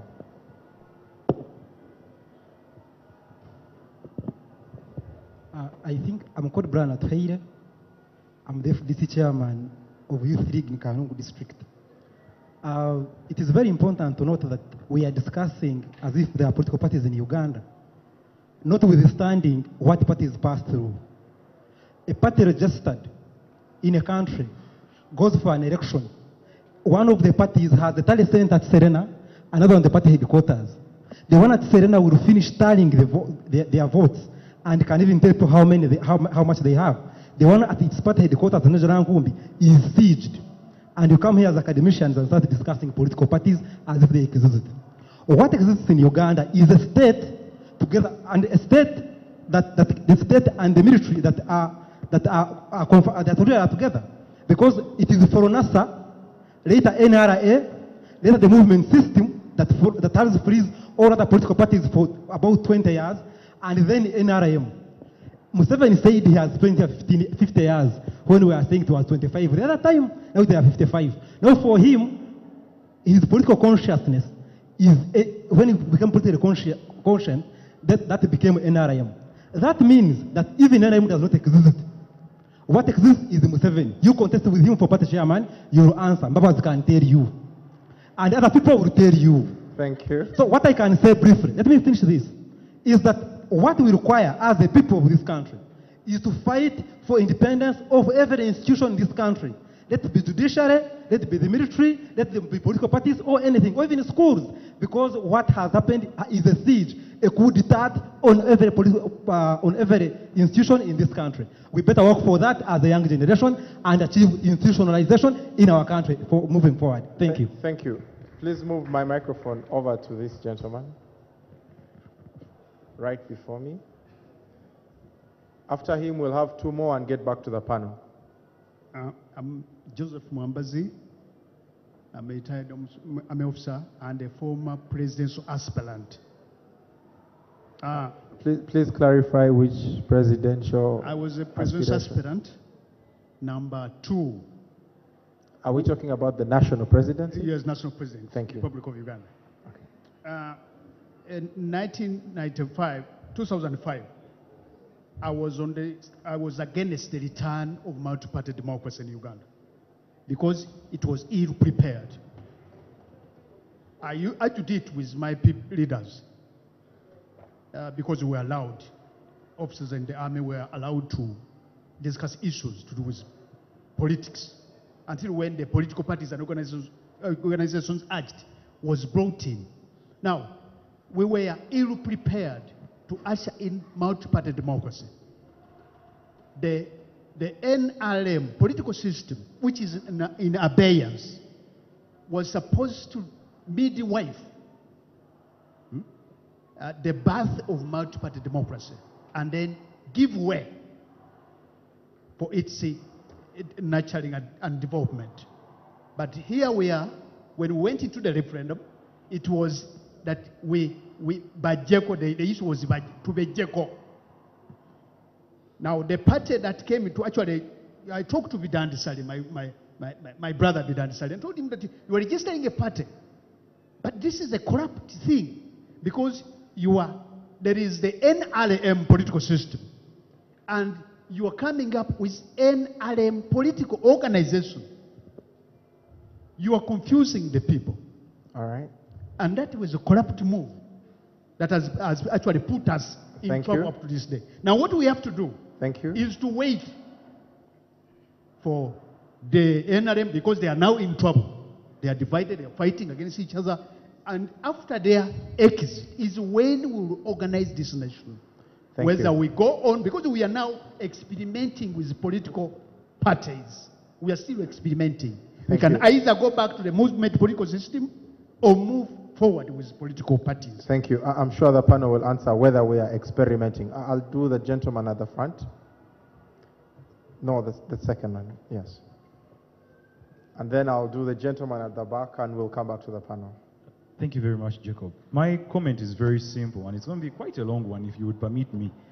I seem to disagree with the assertion that we can involve in dialogue with the ruling establishment of the NRM. Why? You see, when power is entrusted to one individual and you cannot detach the individual from the state, you will need a bourgeoisie revolution. Though, in Uganda, we have not experienced that, and very few African nations actually indeed have a bourgeoisie revolution. I would love to thank our brothers who actually experienced the Arab Spring, because now they're actually experiencing what you would call, what Professor Juko in our class taught law of thought calls power coming from the bottom, from the grassroots to the top. Now, my simple solution, and in summary, it's this: that in a system where an incumbent in a general election has the powers of a president, how are you going to unseat him? When you table electoral reforms and you would seek to detach those powers of the presidency and maybe divest them in the speaker or the vice president or the attorney general, such reforms are defeated. We have been in discussions. Whenever the political parties go out to seek, maybe you said, you yourself, Dr. Chiseka, you said that you have to recruit. How are we going to recruit when Mwanga Chivumbi challenges the public order, the Section 32 of the Police Act, only to be retrospectively brought back under Section 9 of the Public Order Management Bill? Ladies and gentlemen, I think we are beyond discussion, and we need a bourgeoisie revolution to actually make our political parties be grounded. Thank you. Thank you. The gentleman at the back, and we will come.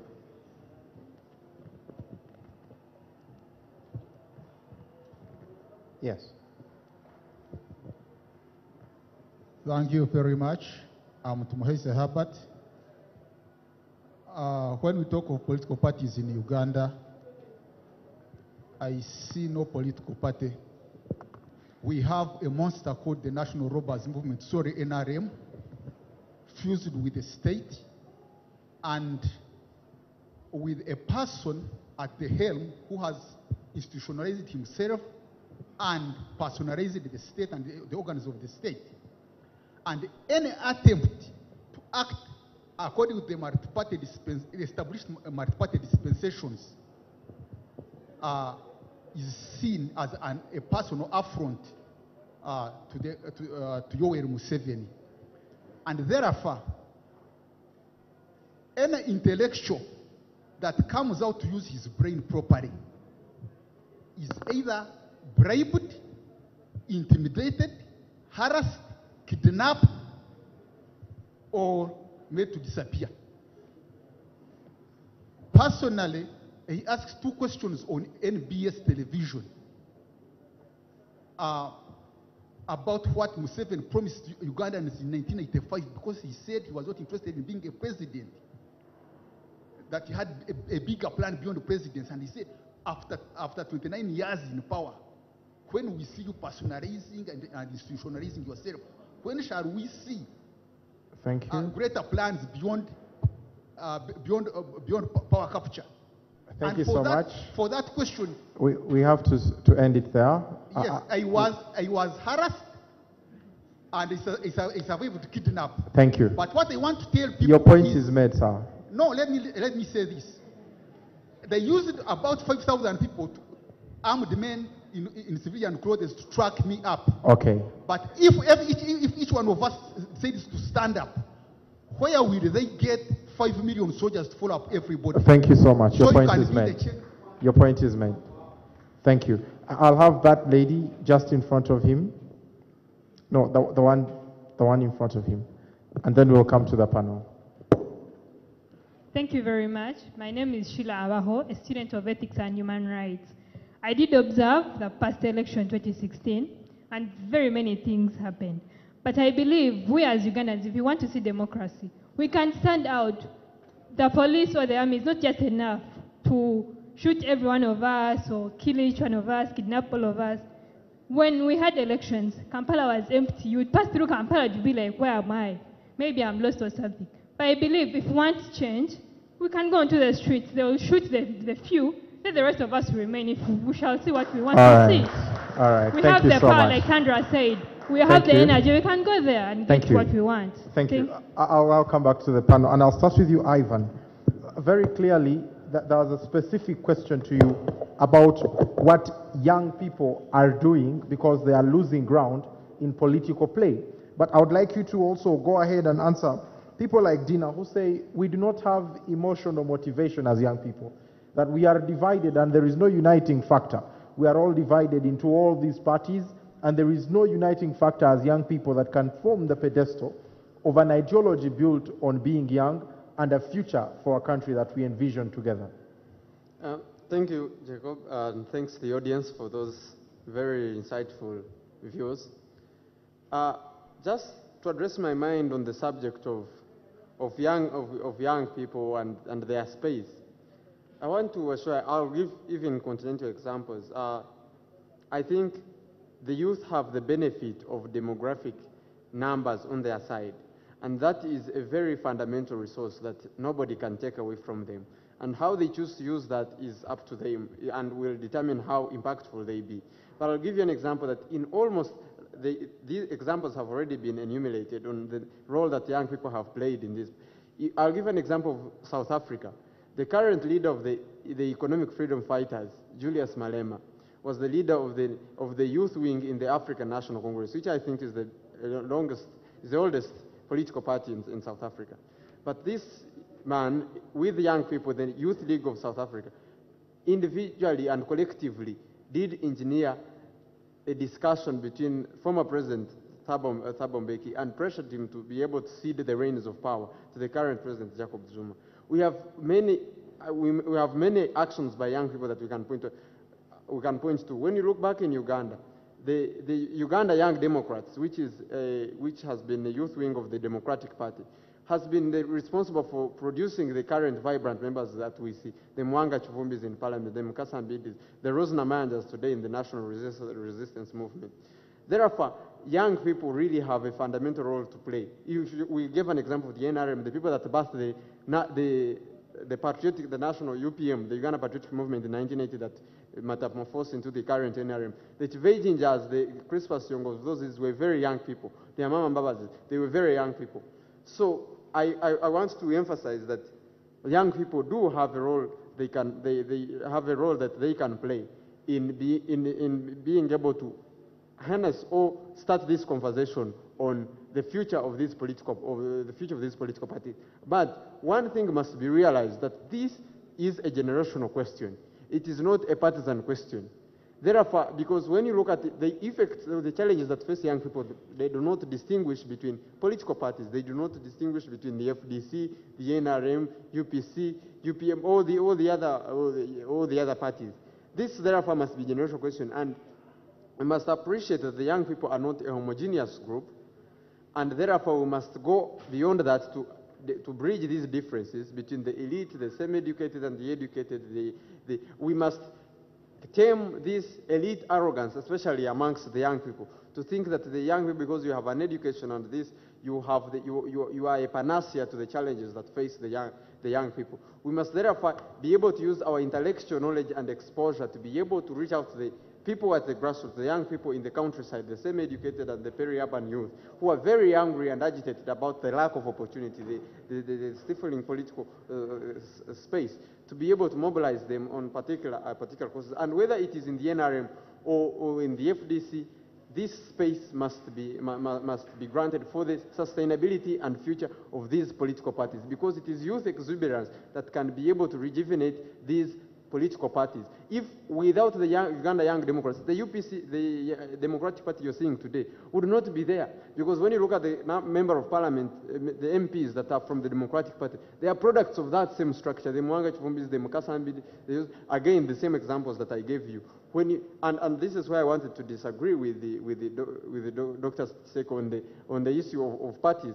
I think when you look at UPC and the Democratic Party, I think minus their sectarian bases or the small constituencies, they are the parties that still have a base, because I do not see, maybe I can be proven wrong, but the FDC and the NRM have a challenge, still face the challenge of individualism, which somebody actually addressed to me, addressed to me.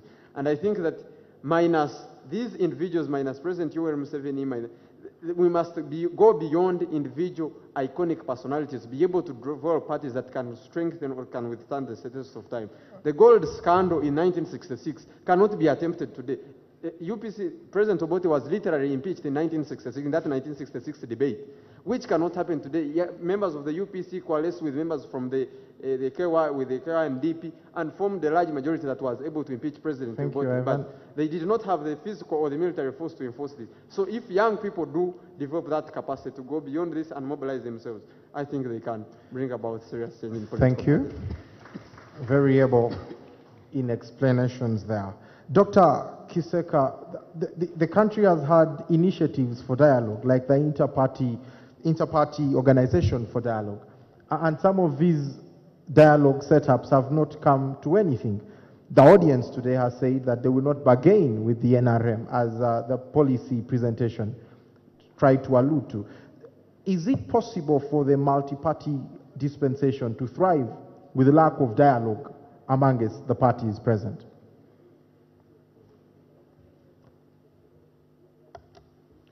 I think you cannot have multi-party democracy without dialogue. Because multi-party democracy is about competition. And competition is about appreciating goods, appreciating bads, appreciating in between. Talking is very fundamental. And talking makes the process go forward. However, the trouble there is that the talking cannot be at the same level ground. Why? Because in a situation where you have got a dominant political party bred out of state power, it becomes very hard to achieve a very concise and a constructive dialogue. It therefore means that if we are to make the dialogue work, then we must have an important framework for what we call political settlement. And it incisively puts into the author's argument that the dominant party must find importance, it must find cause, it must find incentives, it must find motivation for it to dialogue. The framework in which the multi-party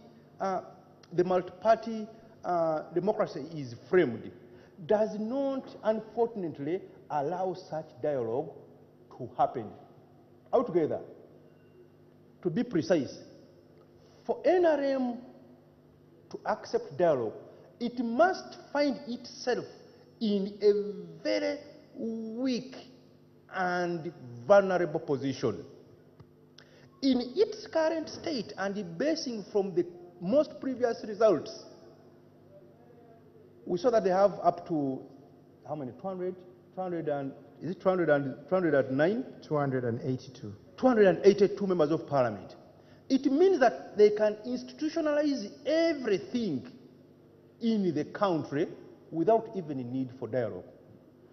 What does it therefore demand? It will demand that those of us who will want to seek dialogue with NRM must actually approach NRM not within the context of a bullish mood, but rather in a context of convincing them to look at the progress in the context of those who do not agree or who voted otherwise, and looking at them as possible actors and therefore having a cause in the nation at large. And also, which we should also bear in mind, is that this framework must also be taken in the context of allowing a nation to grow and allowing it to outgrow its individuals, but rather grow into a structural formation. Thank you so much. Dr. Deus, Mwine Eddie said that there is a declining spirit of debate.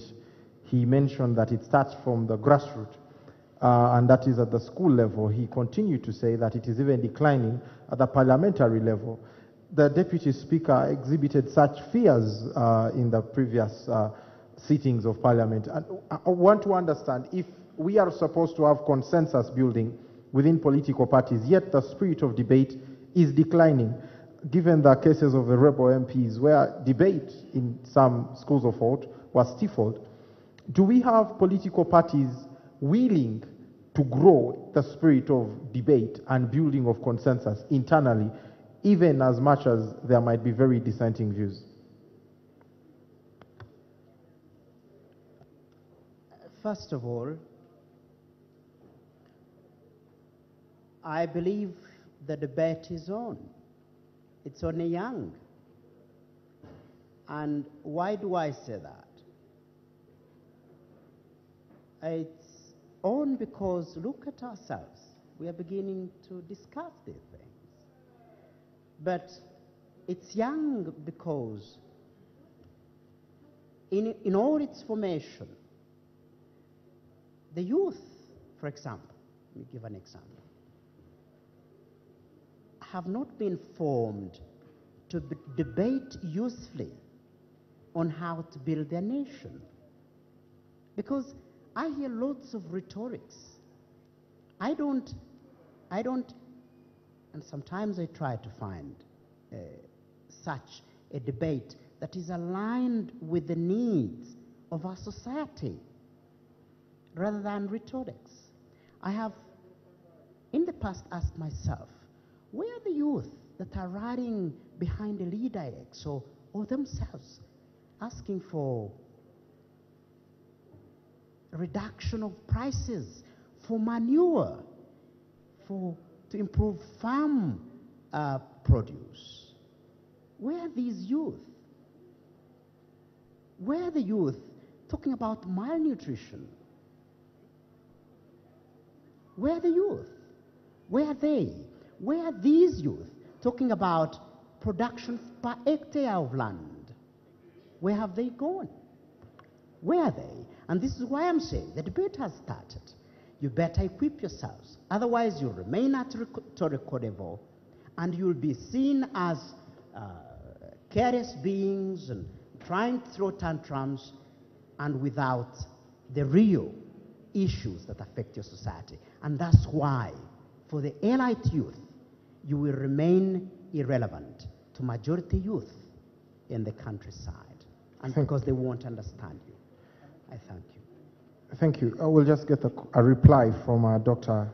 Chiseka. I want to make a rejoinder to the question that a member of the audience asked. Asked three related questions. One, linking poverty to multi-party democracy, and linking commercialization of the youth and commercialization of politics. I don't know what the third was. But it boils from the fact that because youth, no, let me put it this way. The reason for why youth are not found to be useful is because youth are perceived as parasites in the political party process. I'm not putting this in a way that is condescending the youth as a demographic category. But let me elucidate it further. For the youth to be a resource, they must come with important additions to the political party. The addition can be in terms of work, it can be in terms of resources, it can be in terms of a brain or think tank. Now, in the context of Uganda today, the youth don't seem to participate in any of these three levels altogether. The numbers I said must be represented by production. I'm now coming to the relationship between why multi-party politics cannot play in the context of poverty. I made an opening remark that political parties back in the 50s and 40s were based on the basis of social capital and the basis of collectivization. What does it mean? You have got a group of workers, unionized workers, meaning that these are people who have income. And when they come to debate the price of labor, the price of savings, the interest in the banks. You have a party formed on the basis of farmers. They come to debate on the basis of the price of seed and manure, like I said. Now, it correlates very well that the kind of members or the kind of youth that would be advantageous to multi-party dispensation must be youth involved in production. You must have income. A poor man doesn't talk. Youth must find ways of involving themselves in income. The advice is, what spaces can we take advantage of in terms of generating income? How can we exploit the available options that government and other non-government actors are putting in place to generate youth employment, to generate youth livelihood and youth production? Thank you. In that, we shall make the youth very relevant. Thank you. Mr. Kasacha, very briefly, we want you to answer some of these queries that have come from the audience, but also talk to us about the role of civil society in a multi-party dispensation and whether in our country this role is being served with due diligence. Thank you very much. One is that the youth, when I said the youth should not be in politics, I didn't mean to be in politics. This mad dash for positions is the one that is killing us. To think about politics as a job, to think about making money.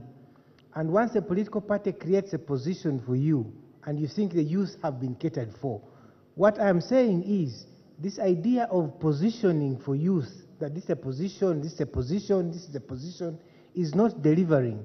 The young people need space to develop politically.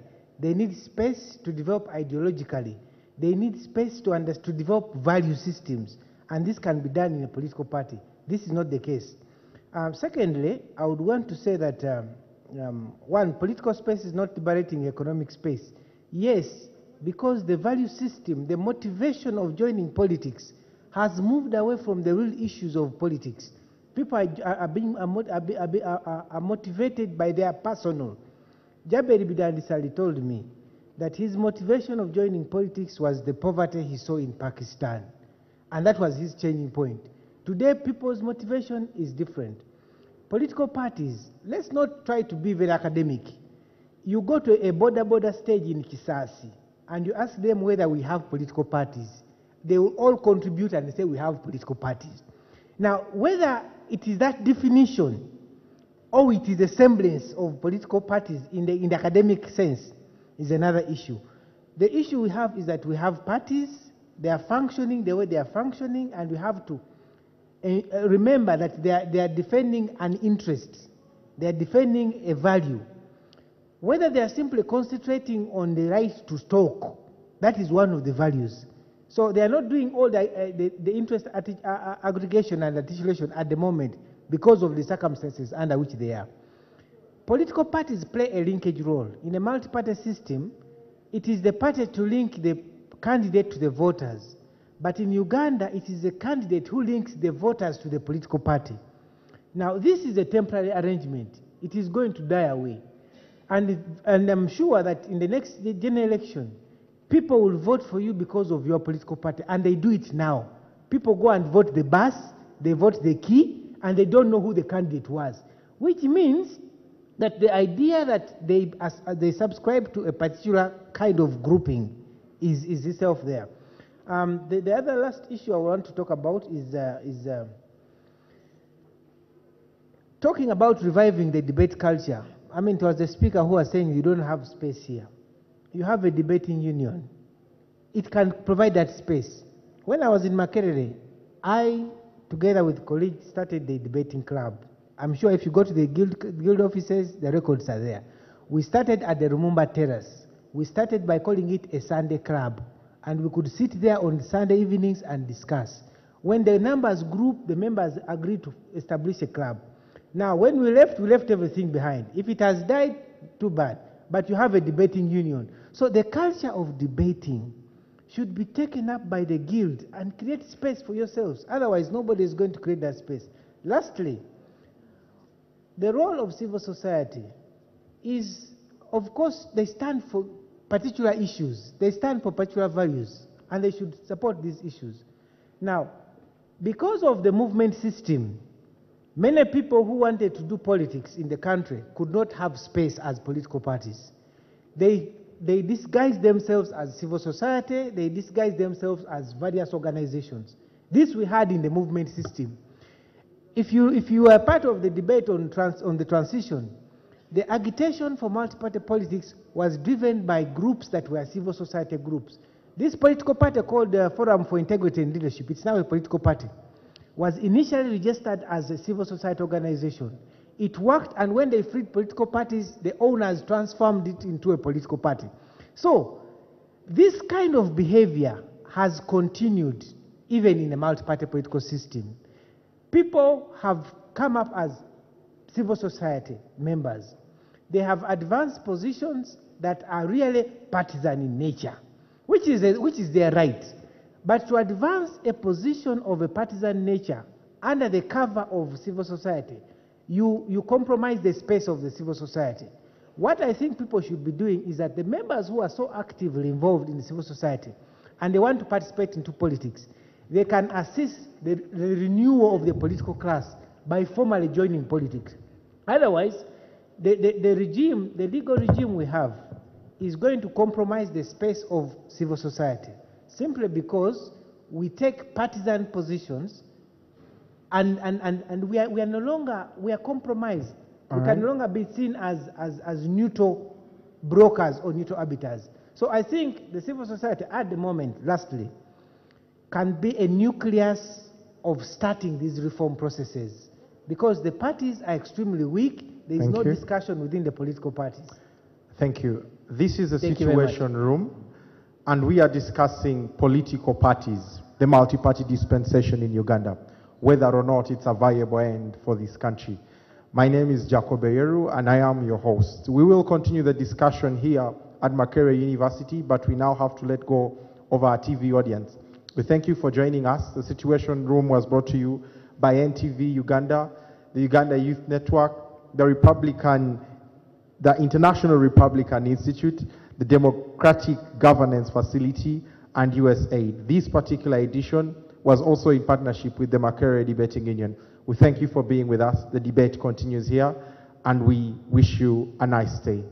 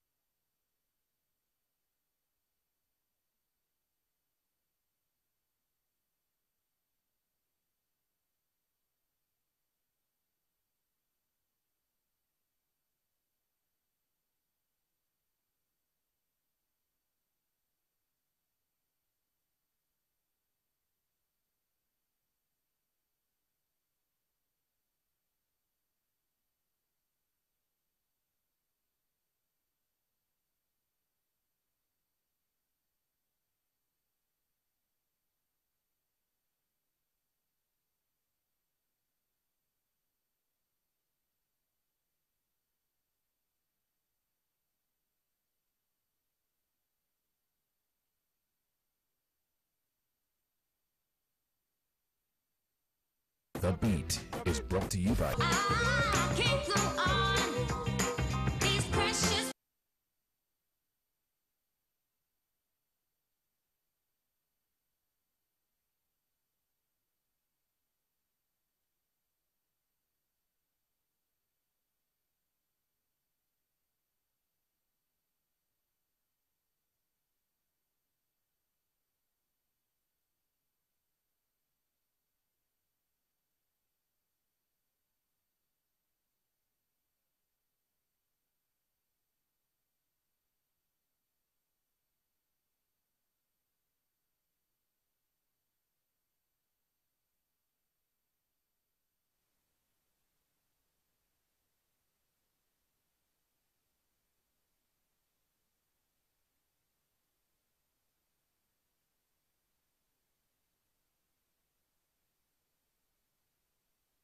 The Beat is brought to you by... I can't go on. These precious words keeps me hanging on.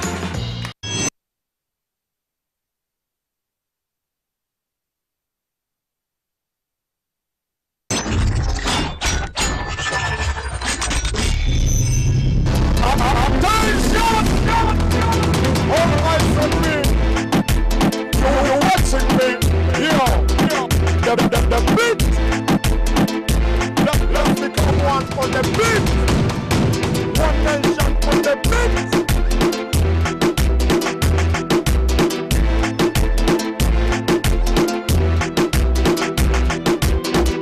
The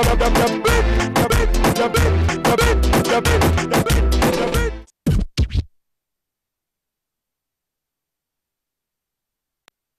Bali batunyoma bagamba tetulisobola badde kone kyengamba tukuwa muziki yonna batuwulira Trizzy Bad Gal Feet Striker Entertainment The Weasley on the beat Turn it Bali batunyoma bagamba tetulisobola badde kone kyengamba tukuwa muziki yonna batuwulira